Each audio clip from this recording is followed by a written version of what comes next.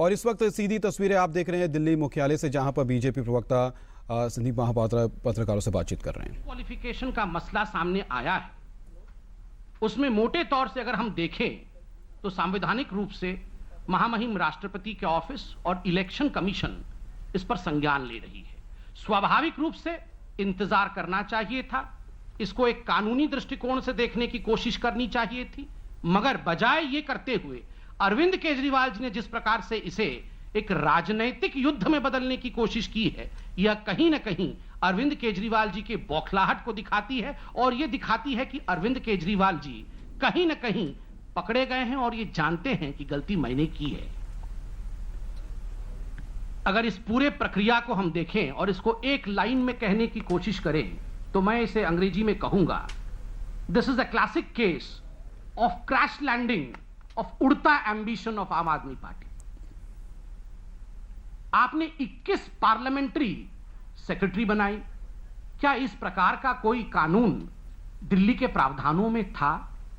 अगर था तो आप जरूर बना सकते हैं, और अगर नहीं था, जो कि आप भली भांति तरीके से जानते हैं, क्योंकि आपने एक अमेंडमेंट फ्लोट किया, आपने एक कानून राष्ट्रपति के पास भेजा। क्यों भेजा? इसलिए भेजा क्योंकि यह कानून पहले नहीं था। तो स्वाभाविक है, अगर हम टेक्निकल तौर से देखें तो कानून पहले बनना चाहिए था, सेक्रेटरीज बाद में बनने चाहिए थे। खैर, मैं बहुत ज्यादा टेक्निकलिटीज पे नहीं जाते हुए 2-3 महत्वपूर्ण बिंदुओं पे आपको आकर्षित करूंगा। पहला, जिस दिन अरविंद केजरीवाल जी का शपथ ग्रहण समारोह हुआ था, जरा उस दृश्य को याद करिए। कोई मेट्रो से आ रहा था, कोई रिक्शा से आ रहा था, कोई ई रिक्शा से आ रहा था, कोई वैगनार गाड़ी में भाग रहा था।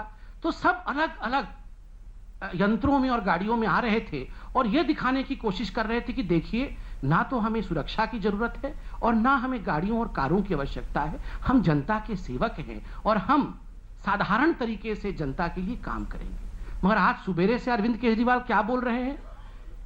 ऐसा है जी कि एक को अस्पताल के लिए काम में लगाया था, ऐसा है जी एक को हमने स्कूलों में काम पे लगाया था, और बिना गाड़ी के ये कैसे काम करेंगे, बिना पैसे के ये कैसे काम करेंगे, इसीलिए तो हमने इनको पार्लियामेंट्री सेक्रेटरी बनाया। अरे, आप तो रिक्शा में शपथ लेने आए थे, आप तो बोल रहे थे हमें किसी चीज की जरूरत नहीं है, और आज बोल रहे हैं कि अगर अस्पताल में जाना है तो हमें एक लाल बत्ती गाड़ी की आवश्यकता है। आज बोल रहे हैं अगर मासूम बच्चों की पढ़ाई को देखने के लिए स्कूल में जाना है तो आपके इन 21 विधायकों को लाल बत्ती गाड़ी की जरूरत है, बिना उसके वो जा नहीं सकते हैं। और सुबह से अरविंद केजरीवाल जी बोल रहे हैं कि हमने कुछ नहीं दिया, मुफ्त में काम कर रहे हैं।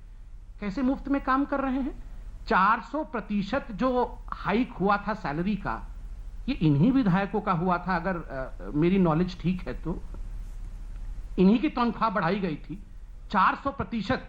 आज हिंदुस्तान के सबसे ज्यादा सैलरी पाने वाले, तनख्वाह पाने वाले कोई लॉ मेकर्स हैं तो if I am right, they are the Aam Aadmi party legislators.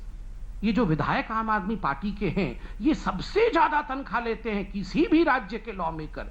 Hindustan के पार्लियामेंट के लॉ मेकर इतना तनख्वाह नहीं लेते हैं जितना कि आम आदमी पार्टी के विधायक लेते हैं।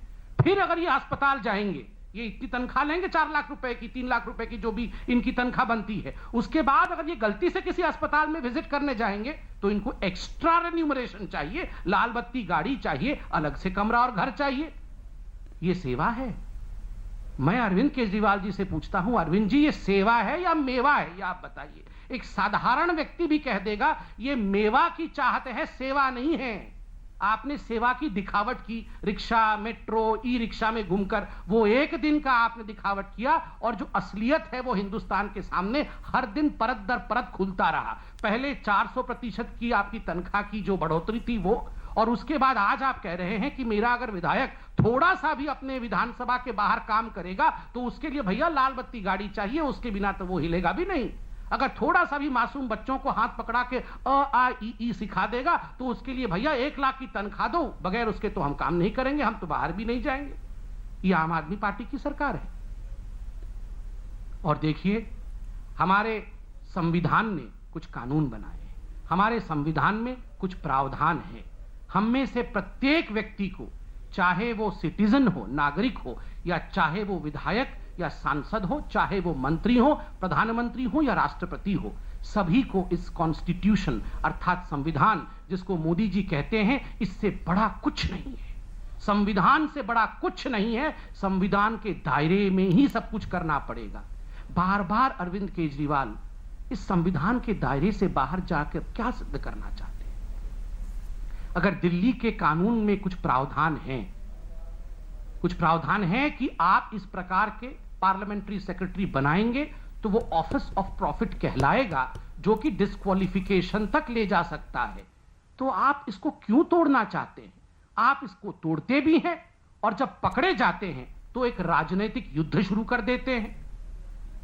और ये बार बार आप जो शेर शेर शेर शेर चिल्ला रहे हैं, इससे जनता जान गई है कि आपकी जो मानसिकता है वो आखिरकार क्या है। मैं एक बात समझ नहीं पाता हूं और बड़े आदर के साथ कह रहा हूं कि आखिर आदरणीय अरविंद केजरीवाल जी काम कब करते हैं? सुबह उठते हैं मोदी जी मोदी जी मोदी जी, दोपहर को मोदी जी मोदी जी मोदी जी, शाम